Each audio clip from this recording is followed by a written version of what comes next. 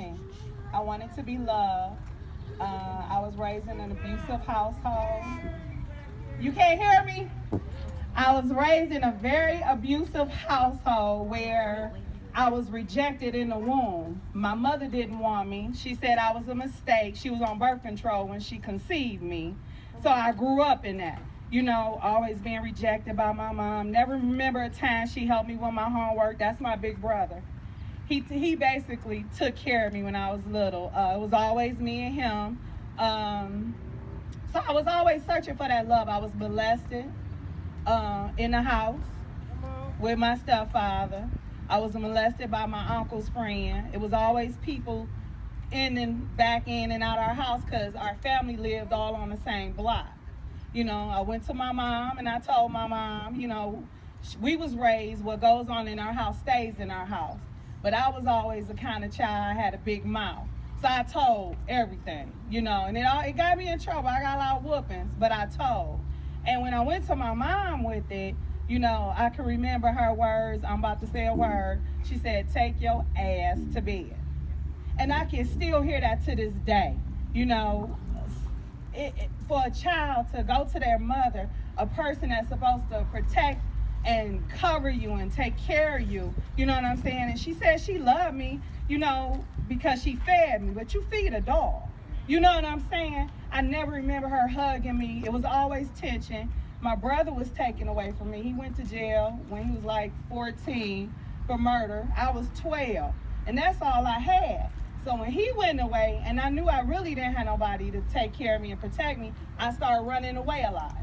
And I ended up in the streets. So I had to provide for myself. So I sold drugs. I sold everything from heroin to weed. I was in the cast corridors, and I met a lot of people. God covered me through every situation, though. I never got caught up in nothing, touched a lot of things, put my hands on a lot of things, but never got caught up in it. And when I finally had my daughter, I got pregnant at 14. And I had a son, but my mother took the baby from me. Got pregnant again with my daughter. Now she's 26. And I thank God for her because I believe that God sent her to me to save my life. But by me having a child, my mother, she wouldn't help me. She said, you on your own. So I had to get emancipated. And I, at the time, I didn't know God. I'm going to be real. I didn't know nothing about God. It was just something in me that wouldn't give up because everybody I talked to put me down. Everybody, oh, you're going to have a whole bunch of babies. You ain't going to be nothing. You're not going to finish high school. So everything that they said, I used that to fuel me going through life. So I made sure I finished high school. I made sure I went to college. I made sure I took care of my daughter and couldn't nobody stand up and say, hey, I was the one who did this and that and the other for you. But I still wasn't near yet. I still was missing something on the inside. So I got a hold to a lot of different abusive relationships because when you raise an abusive household, that's all you know. So my communication was fighting. You say something slick to me, then I'm going to just blow your mouth out. And that's what it was. You know what I'm saying? So guys, girls, anybody. So I fought. Every guy I dated, messed with, I fought all the time. You know what I'm saying? And one guy told me I had dated my other daughter right here, father. Oh, I'm one of them mothers, too, that got 4 different baby daddies. My daughter right here, her dad, I smacked him one time. And he looked at me and he told me, I'm not going to hit you, but you need some help.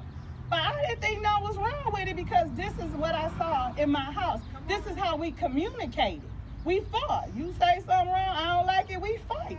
You know what I'm saying? So I started, everywhere I went, it was a confrontation. And I got tired. By this point, I opened up a record store, a hair salon. So it wasn't about money because I knew how to make money. My mother taught us how to hustle. You know what I'm saying? Or you want some of them Nikes? You better go out there and cut some grass. We had a push lawnmower. We ain't had what y'all got today. You know what I'm saying? Me and my brother, that's what we did. So I knew how to make money, but my heart, I was still empty inside. And I was sitting doing nails. I'm a nail tech. I was sitting doing nails one day, and the lady, she kept coming to my table. I had my tequila. I used to love to drink tequila at the table in the shop, okay, doing nails. And the woman would come every week for a polished change for something. I'm like, why is you here all the time, lady? And she looked at me and she said, God loves you. And I said, what? Instantly, I broke down and started crying. Didn't even know why. I'm like, what? She said, God loves you. And I felt it. I felt it. You know what I'm saying? It was something that just stood up in me.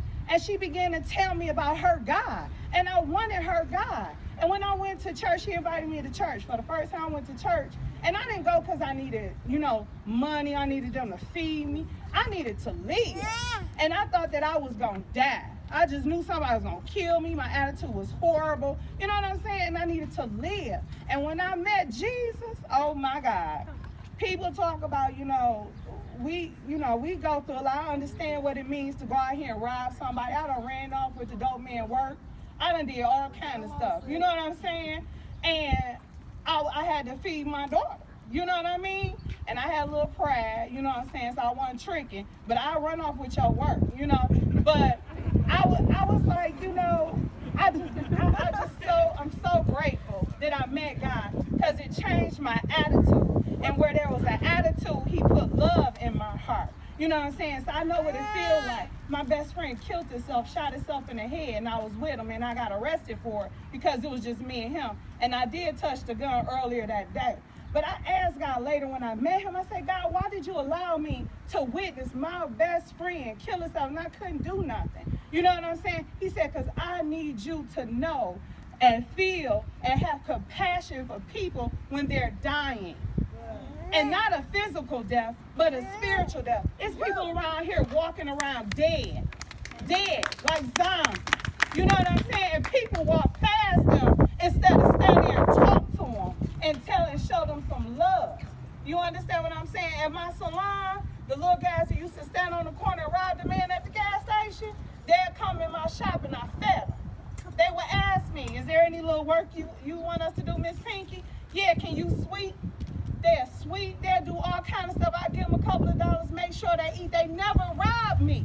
And the people would say, why is you sitting up there? You know they robbed the man at the gas station, You don't even understand. They just wanted some. They hungry.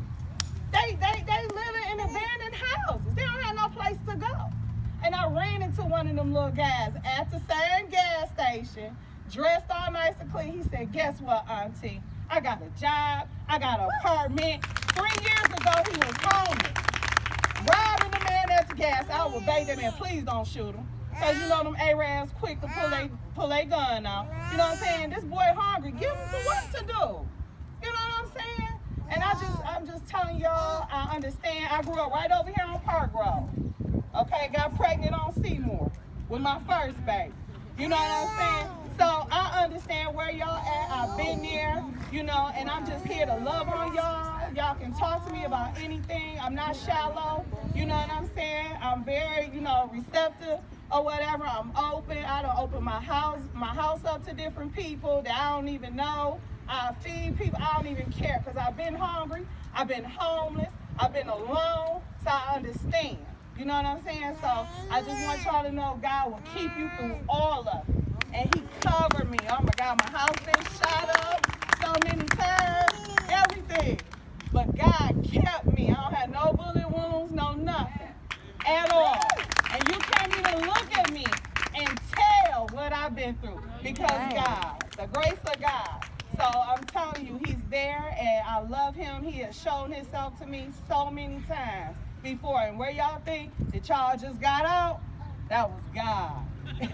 That was God. Y'all just missed it. That was God. Please believe me, okay? So I love y'all. Love you too.